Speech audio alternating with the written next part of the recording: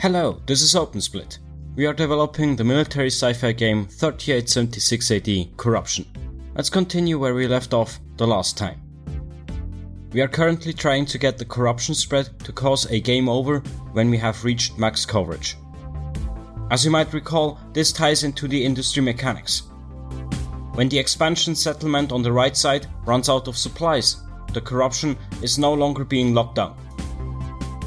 I have generated several methods, but aside from getting new debug window designs, nothing really worked. In the end, I had to patch up the system using my own brain, and I managed to get it running the way I wanted. The system will now recognize that the corruption starts to stall, and within 10 seconds we will trigger a game over. This is great. Now we can remove this point from our list and go right ahead with the next feature.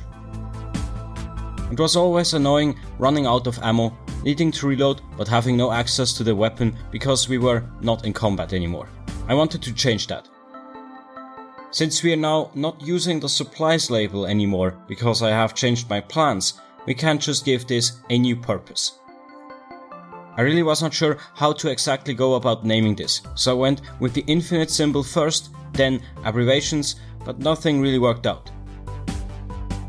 I also thought about calling it inventory, but then, after giving it some more thought, since this is only going to show the weapon after all, I didn't really like this idea either.